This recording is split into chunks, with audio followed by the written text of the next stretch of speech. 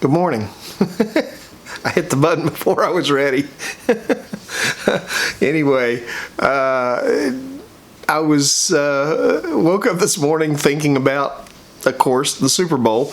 I don't have a very good history of picking winners in the Super Bowl. Seems like 9 times out of 10, when the team that I want goes to the Super Bowl, it's in trouble because I picked it. If I were a gambler, I'd generally bet against who I was wanting to win the Super Bowl. But I was pulling for the Chiefs this time, and I was looking forward, just Andy Reid, the coach of the Chiefs. He had been for so long, he's my age, and he had not been able to win a Super Bowl. He hadn't had much luck. He'd had a lot of other successes in his career, but hadn't had much luck in winning the Super Bowl. And about halfway, actually 3/4 of the way through the game, it looked like, well, it was going to happen again. The team that I was pulling for was going to lose. They were down 20-10. And then in the fourth quarter, they came back and just blew up and pulled the thing out and won the game. And it was exciting for me, and I was excited to see. Andy Reid is generally a very stoic coach. You don't see him show a lot of emotion, and he was just full of emotion. He was so excited. It was beyond excitement, and everybody was excited for him. And the family that owns the Chiefs, they're a very they're a Christ-honoring family that right away gave the honor and gave the glory to Christ for all that had been accomplished.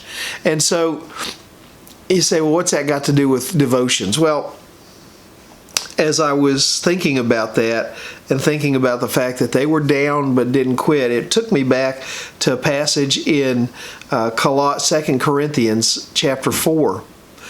And it says, "For we are hard pressed on every side, yet not crushed. We are perplexed, but not in despair. Persecuted, but not forsaken. Struck down, but not destroyed."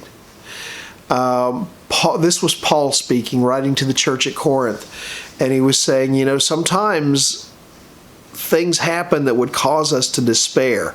Paul certainly knew a lot of persecution. And from a financial standpoint, Paul never knew a lot of success in his life and in his career from a purely business standpoint. Paul was not a successful businessman, though he was smart enough and could have been.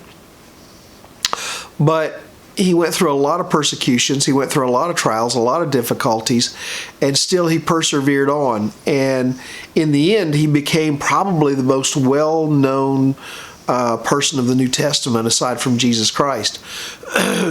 Paul was an incredible Christian. He was an incredible evangelist. He was an incredible spokesman for the gospel and a writer of almost half of the New Testament. But he went through a lot of difficulties. He went through a lot of persecutions, and yet he refused to give up. And that's what I saw in the Kansas City Chiefs. They were down. They could have just become despairing. It seemed like the 49ers were on a roll, and there was just no stopping them. And yet the Chiefs said, "We're not going to give up. We're going to keep pushing forward." And that's something for us to remember as Christians. You may be going through some very difficult times that would want to put you down, that would want to knock you down. But remember, it says in verse 10, "We are always carrying about in the body the dying of the Lord Jesus Christ, that the life of Christ that the life of Jesus also may be manifest in your body." It says Jesus is always in there. He's always a part of us. He's always with us. And as long as He is for us, who can be against us? As long as He is in our corner, that's why Paul said, "I can do all things through Christ who strengthens me." In Philippians 4:13, he says, "I never have to count myself out." And so maybe today you're feeling kind of despairing. And we all get there sometimes.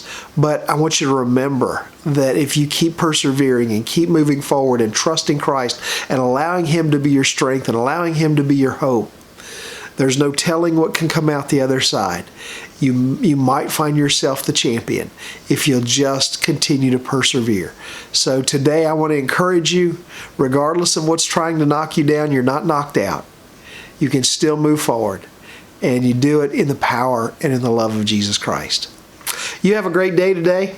I will see you tomorrow, and if this has been an encouragement to you, why don't you share it with somebody? And I will talk to you, Lord willing, tomorrow. Have a great day. Bye.